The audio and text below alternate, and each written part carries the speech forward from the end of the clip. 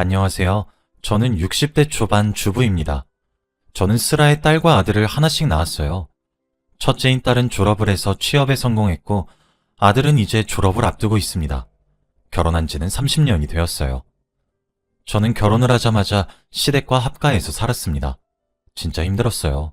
시어머니는 보통이 아니셔서 기상천외하게 시집살이를 시켰습니다. 시아버지는 또 어떻고요? 하도 보수적이시고 가부장적이셔 찍소리도 못 냈습니다.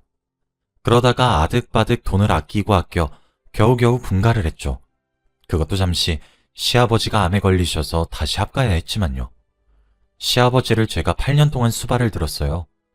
그렇게 시아버지를 보내드리고 나니 시어머니가 아프시더라고요. 원래 지병이 있으셨는데 아무래도 시아버지가 그렇게 세상을 등지시니 시어머니가 병이 나셨습니다. 그래서 시어머니 수발도 들었어요. 결혼 생활 동안 가슴에 피멍이 수백 갠 들었어요. 괴로운 날의 연속이었거든요. 오죽했으면 저는 시아버지가 돌아가셨을 때 안도의 한숨이 다 나왔습니다. 이제 살았구나 싶어서요. 시어머니도 몸이 아프셔서 모시는 와중에도 제게 할 말 못할 말 구분 못하셔서 그때는 참지 못하고 집을 뒤집어 엎어버렸습니다. 그렇게 저는 시집살이에서 해방되어 평화롭게 살고 있었죠. 시집살이가 오죽 심했으면 제 아이들도 자기 할머니를 싫어합니다. 제 남편은 또 외동이라서 어찌나 자기밖에 모르는 이기주의자인지 마음고생, 몸고생 다 했어요. 그러던 어느 날 남편이 저에게 조론을 하자고 하더라고요. 여러분들은 조론이 뭔지 아시나요? 요즘 드라마, 예능 이런 곳에서 종종 보이더라고요. 조론은 결혼 생활을 졸업한다는 뜻이래요. 이혼을 하는 건 아닌데 서로 따로 사는 거죠. 남편은 저에게 조론을 제의했습니다. 본인이 돈을 벌어오는 기계냐며 이제 자기가 번 돈 자기 혼자 쓸 것이라며 딸도 취업하고 아들도 졸업하고 나서 바로 취업할 테니까 셋 다 자기 집에서 나가랍니다. 자기가 돈 벌어서 샀으니 나가래요. 저보고 나가서 제발 돈이라도 한번 벌어서 살아보라고 합니다. 그래야 자기가 얼마나 힘든지 알 수 있다고 말하면서요. 저 있잖아요. 진짜 고생했어요. 독불장군 같은 시아버지 밑에서 온갖 모욕을 들어가며 병수발을 8년을 했고 그 뒤로 시어머니 병수발을 또 5년을 들었습니다. 시부모님이 아프시기 전엔 우리 둘째가 태어날 때부터 심장이 좋지 않아 둘째에게 미친 듯이 매달려서 살았어요. 아들 낳고 나서도 남편에게 육아 한번 부탁하지 않았습니다. 힘들까 봐요. 밖에서 가족을 위해 돈을 벌어오는 걸 제가 잘 알고 있으니까요. 제 결혼 생활 30년 중 절반을 넘는 세월을 누군가를 보살피는 삶을 살았습니다. 제가 그동안 얼마나 다 손에서 놓아버리고 싶었는지 아십니까? 눈 딱 감고 도망쳐버릴까 하다가도 아이들이 눈에 밟혔어요. 둘째에게만 관심이 집중돼서 서운해하면서도 자기 엄마가 최고라는 딸아이의 얼굴과 아픈 와중에도 엄마를 세상 최고로 사랑한다는 아들의 얼굴, 그거 하나 보고 30년을 견뎌왔죠. 이제 좀 여유가 생겼습니다. 아이들도 더 이상 젖먹이 시절이 아니고요. 잠도 제대로 못 자서 마치 귀신처럼 머리 풀어헤치고 뼈가 다 삭아가며 어르고 달래던 시절이 끝나 이제 자기 앞가림을 할 수 있는 나이가 되었고 수발 들어야 할 시아버지도 안 계시고 시어머니 병수발도 끝났어요. 이제 숨 좀 쉬어볼 만한데 집에서 나가랍니다. 저는요, 남편에게 네가 수발 한번 들어봐라 할 대상이 없습니다. 남편은 저보고 돈 벌어보라고 말을 하는데 저는 남편에게 뭘 해보라고 말을 할 게 없어요. 저는 결혼 생활 30년 동안 먹고 논 적이 단 한순간도 없었습니다. 오히려 밖에 나가서 마음 편하게 집안일이며 육아며 신경 안 쓰고 돈만 묵묵히 벌 수 있는 남편이 부러웠는데 조로는 그냥 별거와 다름없더군요. 울고불고 해도 남편은 여전히 조론하자고 내세웠고 저는 그대로 집을 나왔습니다. 아들은 아직 취직하지 않아 집에 그대로 남았고 저는 딸과 함께 집을 얻었어요. 멍청하게도 30년 동안 제 앞으로는 돈이 한 푼도 없어 보증금도 딸이 모은 돈으로 해결해야 했죠. 거실 하나에 방이 2개 딸린 곳으로 말이죠. 몇 달 나가 살아보면 저는 남편이 제 존재의 소중함을 깨우칠 줄 알았습니다. 그렇게 집을 나와서 독립한 지 3달 정도가 되었죠. 시간이 지나니까 딸과 둘이 사는 것도 나쁘지 않더라고요. 저도 식당 알바를 하면서 용돈도 벌기 시작했고요. 생각보다 자유로웠습니다. 그러던 어느 날 갑자기 아들과 딸이 제가 사는 곳으로 불쑥 찾아왔어요. 그것도 오밤중에 말이에요. 저는 깜짝 놀라서 무슨 일이냐고 다그쳤더니 아들은 제 얼굴을 보자마자 엉엉 우는 겁니다. 어렸을 땐 많이 아팠지만 클수록 많이 건강해져서 씩씩해졌던 아들이고 성인이 되고 난 이후로는 제 앞에서 눈물 한 방울 흘린 적이 없는 아이라 저는 너무 놀랐어요. 딸아이도 놀래서 울지만 말고 말을 하라고 다그쳤습니다. 일단 딸이 아들을 달래보겠다고 애를 밖으로 끌고 나갔고 저보고는 내일 말을 할 테니 먼저 자라고 하더라고요. 걱정이 되었죠. 자란다고 어떻게 엄마가 돼서 편하게 잠을 잘 수 있겠나요? 아들과 딸은 새벽이 늦도록 집으로 돌아오지 않았어요. 다음날 딸은 출근하는 날인데도 안 들어오더군요. 아침이 되어서 돌아온 둘을 보고 저는 화를 냈습니다. 내가 얼마나 너희 기다렸는지 아니? 그렇게 집을 나가고 어쩜 아무런 연락도 받질 않아? 라며 발을 동동 굴렸더니 딸이 엄마, 할 말이 있는데 일단 얘 재우고 저도 오늘 회사 병가냈거든요. 저녁에 얘기해요. 라더라고요. 평소에도 항상 어른스러운 제 딸은 차분하게 저를 진정시켰어요. 저는 한숨을 푹 쉬고 알겠다고 했죠. 밥을 차려도 애들은 고개를 절레절레 젓고는 한 방으로 들어가 잠을 자더군요. 그리고 저녁이 되었어요. 아이들이 제 방으로 들어왔습니다. 아이들의 표정은 정말 비장할 정도였죠. 제 예상과 별반 다르지 않게 아이들의 입에서 나온 이야기는 정말 충격적이었습니다. 바로 남편의 외도에 관한 이야기였거든요. 사실 저보다 아이들이 먼저 눈치를 챘던 것이었어요. 어쩐지 제 딸은 원래 부당하고 생각하면 무서운 자기 아빠한테도 바락바락 대들던 아이였는데 집에서 나가라는 소리에 저를 끌고 나온 것이 이상하긴 했죠. 딸은 원래 어느 정도 눈치를 챈 상태였지만 정확한 물증이 없어서 제게 말을 못 해왔다고 합니다. 사실 물증이 있었어도 엄마가 어떻게 받아들일지 걱정이 돼서 말하는 게 힘들었을 것이라고 하더라고요. 그 말에 아들은 자기가 이어 말하며 그 물증을 자기가 가져왔다고 합니다. 딸이 저와 함께 집을 나가기 바로 전날에 딸이 아들 방에 들어와서 아빠 감시 잘해 라고 했대요. 그러면서 감시하다가 이상한 점 있으면 바로 누나 집으로 튀어와 라고 말했다고 합니다. 처음에 아들은 누나가 무슨 헛소리를 하나 싶어서 대수롭지 않게 생각했고 아빠한테도 생각을 바꿔보면 안 되겠냐고 몇 번이나 물어봤대요. 그렇게 딸과 제가 집을 떠난 후 제 남편은 가사도우미를 고용했다고 합니다. 그러면서 아들에게 지혁아, 남자 둘이서 살림을 살려고 해보니 도저히 못할 것 같아서 내가 가사도우미 하나 고용했어. 그러니까 예의 바르게 대하도록 해. 라고 했대요. 처음엔 제 아들도 가사도우미에게 깍듯이 대했다고 했죠. 그런데 가사도우미가 어느 순간부터 자꾸 큰 방에서 나오더랍니다.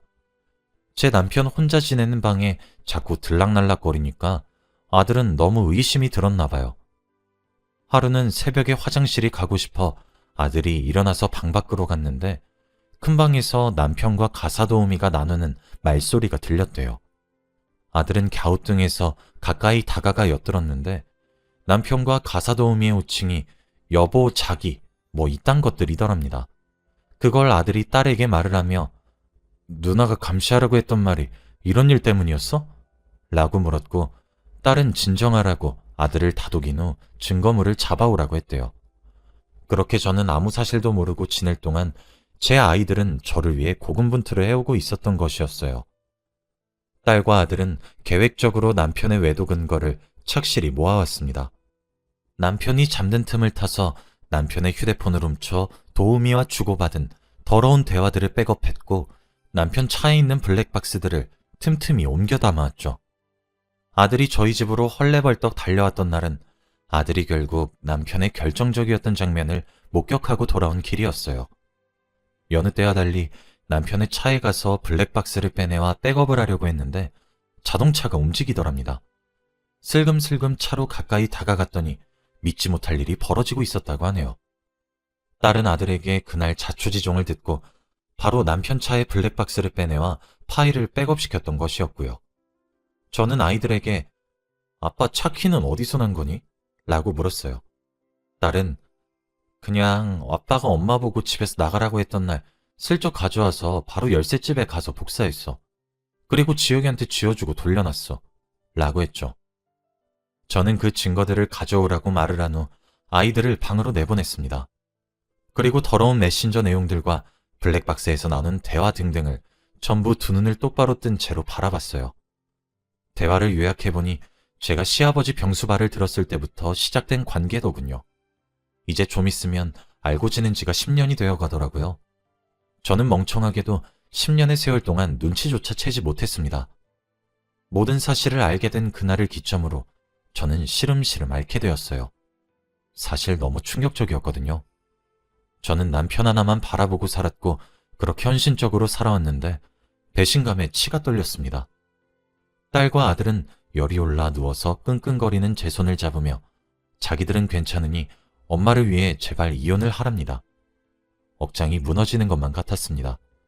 다른 사람도 아니고 제 자식들에게 남편의 외도가 들킬 수 있습니까? 억장이 무너져 내리는 것만 같았습니다. 이런 사실을 알려줘서 미안하다며 그럼에도 불구하고 자기들이 제일 사랑하는 엄마가 아무것도 모른 채로 불이익을 당하는 것은 봐줄 수 없다고 울면서 말을 하는 아이들을 보고 있으니 참 뭐라 설명해야 할지. 저는 그 모습을 보고 이혼을 결심했습니다. 남편이 너무나도 괘씸했어요. 사실 저만 아는 사실이었으면 아이들에게 아빠를 뺏고 싶지 않아 넘어갔을지도 모릅니다. 무엇보다 소중한 제 보물들이니까요. 그러나 이미 아이들에게 먼저 들킨 이상 남편을 용서해 줄 순 없었죠. 제 자식들이 대체 무슨 심정으로 저에게 모든 사실을 알렸겠습니까? 저는 독해지기로 결심을 했어요. 며칠 뒤 몸을 추스른 후 저는 변호사를 만나러 갔죠. 이혼소송과 관련하여 상담을 받았습니다. 며칠에 걸쳐 저는 소장을 작성했어요. 그 후 남편에게 연락을 해서 밖에서 잠시 만나자고 했습니다. 저는 남편을 보자마자 당신 혹시 바람 펴? 라고 물었어요. 다짜고짜 사람 안 끼도 전에 무슨 말을 하는 거야? 라고 남편은 딱 잡아떼더군요. 저는 나 다 알고 왔어. 솔직히 말해. 진짜 바람 안 펴? 라고 물어보니 남편은 여전히 아, 이 사람이 잘못 먹었나? 당신 정신 나갔어? 무슨 말도 안 되는 소리야? 라며 오히려 자기 머리 옆에 손가락을 돌리며 저에게 미쳤냐고 물어보더군요. 저는 나 오늘 변호사 만나고 오는 길이야. 아마 며칠 뒤에 당신 앞으로 소장이 하나 도착할 거야. 우리 이혼해. 라고 하자 남편은 잠시 할 말을 잃은 듯 멍하니 앉아있다가 그게 대체 무슨 소리야? 라고 하더군요. 저는 그건 당신이 더 잘 알겠지. 맨날 첫날 당신이 하라는 대로 시키는 대로 육아에 집안일에 시댁을 모시는 것까지 다 해주니까 내가 만만했니? 내가 우스웠어? 짐승도 은혜는 안다는 말이 있어. 다른 사람도 아니고 어떻게 당신이 날 두고 바람을 펴? 하, 결혼하자는 것도 결국 집안으로 그 가사도우미 들이기 위해서 만든 핑곗거리잖아. 라고 소리쳤습니다. 차분하게 말을 하고 싶었지만 결국 저는 이성을 잃게 되었죠. 남편은 두 눈이 커질 대로 커진 채로 저를 바라보고만 있었어요. 저는 씩씩거리며 사람을 바보로 봐도 정도가 있어야지. 그래, 10년 가까이 만난 네 애인이랑은 나랑 이혼하고 난 뒤에 결혼할 거니? 네가 사람이야? 당신이 사람이냐고! 라고 소리치며 제 앞에 놓여있던 제 커피를 들어 남편 얼굴에 들이부었습니다. 전 그걸로도 모자라 남편 몫의 음료도 남편 얼굴에 부었어요. 그리고 음료를 받치고 있던 쟁반을 들어 남편에게 휘둘렀습니다. 남편은 어버버하다 저한테 맞기 시작하자 정신을 차렸는지 제 두 손목을 잡으며 저를 제압하기 시작했죠. 어차피 힘에 부쳤던 저는 남편의 손을 뿌리친 뒤 가방을 챙기고 일어나 마지막으로 남편의 뺨을 내리쳤어요. 이혼하고 나서 두 번 다시 나 찾아오지 마. 당신 외도 알려준 사람들이 누군지 알고 있어? 네 자식들이야. 알아? 네가 염치가 있고 쪽팔린 거 알고 있으면 내 앞에도 자식들 앞에도 나타나지 마. 라고 쏘아붙이고 저는 휙 뒤돌아서 집으로 돌아가 버렸습니다. 집으로 돌아가는 길에 30년 동안 공들여서 만든 탑이 와르르 무너지면 이런 기분일까 싶더군요. 억장이 무너지다가도 슬펐고 눈물을 펑펑 흘리면서 소리내어 울다가도 화가 치밀었습니다. 그렇게 저는 남편과 이혼을 했어요. 제가 결혼 생활을 30년 유지해왔고 제가 아이들의 육아와 가사를 전담해온 점, 시어머니와 시아버지를 합쳐 총 10년이 넘는 세월을 병수발을 들었고 남편의 외도로 인한 이혼 소송이고 그 모든 증거들이 뒷받침되고 유책 배우자가 남편인 점을 근거로 이혼에 성공했습니다. 저는 완벽히 승소했고 재산 분할 또한 제 기여도를 인정받아 5대5로 분할받을 수 있었고 거기다 남편에게 위자료도 받을 수 있었습니다. 저는 거기서 끝내지 않았고 가사도우미에게도 소송을 걸어 위자료를 받아내었습니다. 남편과 가사도우미 둘 다 오랜 세월을 속여온 점이 괘씸했는지 저와 변호사님이 생각했던 액수보다 더 큰 액수를 받게 되었어요. 그렇게 30년 넘는 결혼 생활은 종지부를 찍었습니다. 저는 분할받은 재산과 남편과 상간녀에게 받아낸 위자료들을 가지고 아이들과 함께 살 새로운 아파트를 하나 구했어요. 딸과 아들 또한 자기 아빠가 제대로 사랑을 주지 않아 애착관계도 없으니 미련 없이 저와 살기를 택했고 아빠와는 연을 끊고 없는 사람인 셈 치겠다고 했다더군요. 남편은 자신의 인생이 파탄이 나서야 자기 잘못을 뉘우치기 시작하더군요. 자기가 미쳤었다며 돌아와 달라고 빌었습니다. 이혼 후에도 미친 듯이 전화가 왔고 제가 전화를 피하면 어떻게 알아낸 것인지 제가 알바를 하고 있는 식당에도 찾아오고 새로 살기 시작한 집 앞으로도 찾아왔어요. 술을 먹고 전화하기 일쑤였죠. 어떤 날은 욕설을 하면서 저를 저주하다가도 어떤 날은 울면서 미안하다고 제발 기회를 달라고 울었습니다. 정말 지긋지긋했어요. 전화를 아예 받질 않아 버리면 수십 통씩 미친 듯이 전화를 걸 때도 많았죠. 안 만나주면 차라리 죽어버리겠다고 저에게 협박을 하기도 했고요. 자기한테 돌아오지 않으면 저희 세 가족을 모두 죽여버리겠다고 하더군요. 저는 그 모든 것들을 다 녹음하고 증거를 남겼고 변호사를 찾아가 논의했습니다. 변호사님 말로는 고소까지 할 수 있을 것으로 보이고 접근금지 가처분 신청도 함께 하자고 하시더군요. 저는 내일 법원에 또 갑니다. 이젠 법원이 친근할 정도네요. 10년 가까이 저를 기만할 땐 언제고 남편은 이제서야 제게 미친 듯이 사랑한다고 말을 해요. 참 우스웠습니다. 그리고 참 씁쓸했어요. 그래도 사랑해서 결혼했던 건데 제가 이 나이 먹고 이혼하게 될 줄 몰랐죠. 변호사님이 말씀하시길 이번에도 저에게 유리하게 적용될 것 같다고 하시더라고요. 저는 아이들과 셋이서 오순도순 잘 살고 있습니다. 딸과 아들이 증거가 없어 미리 말하지 못한 것에 대해 죄책감을 가지고 있는 것만 같아 마음이 참 아파요. 부모 잘못 만나 고생만 시키는 것 같네요. 바로 저번 달에 아들도 취업에 성공했는데 엊그제 제게 하얀 봉투를 하나 쥐어주더군요. 뭔가 싶어서 열어봤더니 돈이었어요. 아들은 엄마, 원래 돈은 봉투에 담아줘야 있어 보이잖아. 우리 엄마 그동안 마음고생 심했으니까 아들내미 첫 월급 마음껏 쓰세요. 라며 건네주더라고요. 눈물이 어찌나 나던지 남편은 밉지만 이런 아이들을 낳아 기르게 해준 점 하나만은 고맙네요. 제 딸도 그런 아빠 있어봤자 하등 쓸모없다고 그런 사람이 자기 결혼식 혼주석에 앉는 것은 재앙이라고 말하며 제 마음을 덜어줍니다. 비록 이 나이 먹고 이혼을 했지만 제가 귀하다고 말해주는 아이들과 함께 잘 살아가 보려고 해요. 저뿐이라는 아이들을 바라보고 있으니 앞가림을 스스로 하고 있음에도 불구하고 제겐 여전히 어린아이들처럼 보이네요. 저도 이젠 제 인생을 귀하게 여기려고 해요. 내일을 앞두고 마음이 싱숭생숭해 이렇게 사연을 보냅니다. 제가 글솜씨가 없어 잘 적었는지 모르겠네요. 제 이야기를 들어주셔서 정말 감사드리고 또 제 이야기를 들어주신 모든 분들도 귀한 사람들이니까 스스로를 소중히 여겼으면 좋겠다고 바라며 이만 글을 마칩니다. 다들 행복하시길 바라요. 감사합니다.